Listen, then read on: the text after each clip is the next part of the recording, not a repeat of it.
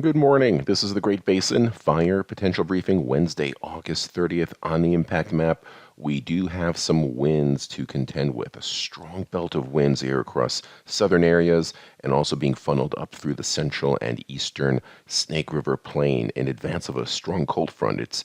The front itself is located between this northern belt of wind and the cooler, showery weather up by the Salmon River. And south of that front is where the winds will be accelerating today in a larger area tomorrow of winds gusting up to 35 miles per hour in some areas, humidity down in the teens. The saving grace, fuels in most of these areas still quite moist from the recent long duration rains, and we were getting more rains coming up. The next wave of monsoonal moisture starting in the south and affecting much of the eastern Great Basin Thursday and expanding in coverage on Friday, and even a belt of showers in far western areas. So a lot of changes as normally happens when you start getting out of August and into September.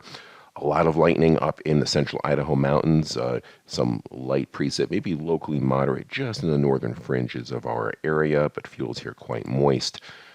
New fire starts in the red, recent fires in the yellow. We do have one large fire here in the grass and brush, about 2,000 acres that did popped up there. And it's in an area that was quite wet the past 14 days. Basically, the entire geographic area has received anywhere from 150 to as much as 600% of normal precipitation for this 2-week period. But we have been in a drying trend in some areas the past couple of days. And you couldn't tell right off the bat on the ERC map all the percentiles below 50%, a few in the yellows, but sometimes you pay attention to the arrows which are pointing upwards. That means ERCs are trending in a climbing pattern the past 3 days. That means things are drying.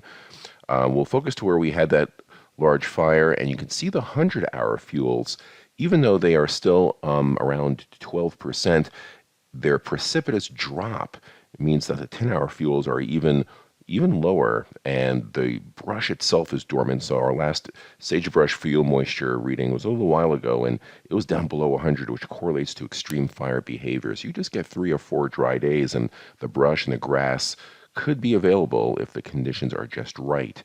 And you see the tight packing of these height lines here with the deep low pressure over the Idaho panhandle, and these gusty winds line up really well with the terrain of the Snake River Plain, and that's why we're getting the strong winds there.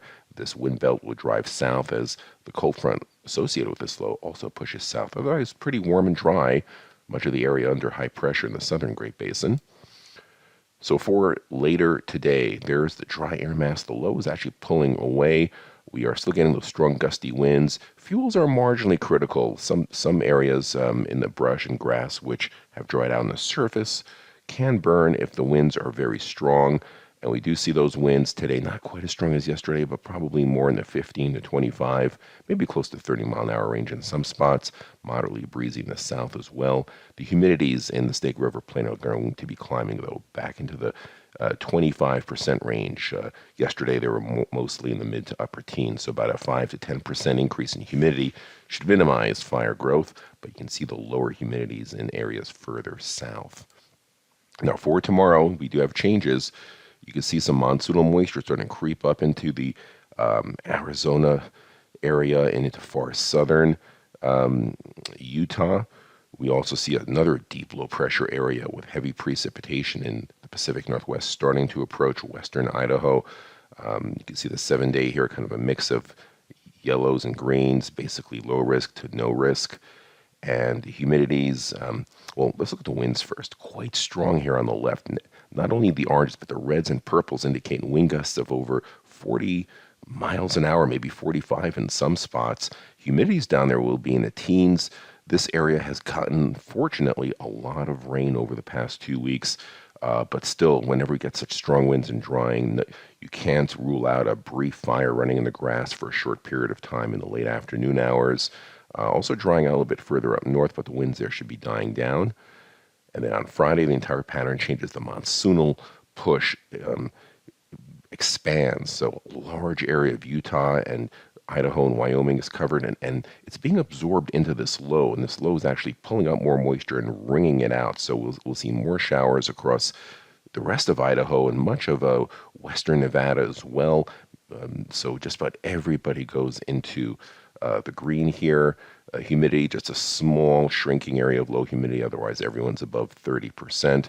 Wind still gusting in some of these areas with a strong cold front.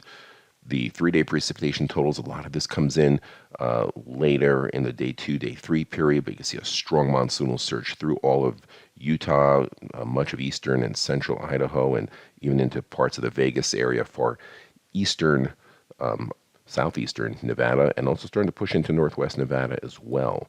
Now, as we go in time, that low kind of just sits there, so more monsoonal moisture for the eastern Great Basin, cooler, cloudy skies, some sprinkles in the far west.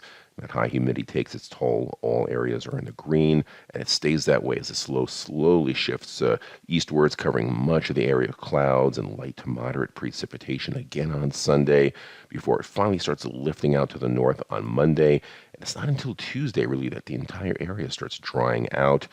But by that time, we'll need plenty of dry, warm days to get fuels back to critical levels.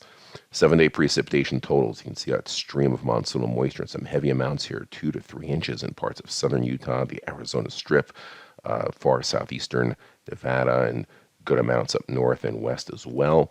The 8 to 14 day, I guess looking at the right-hand side here, just a trend towards drier conditions. So it looks like the monsoon maybe will be over with seasonally or statistically. That's normal as we go into the second week of September.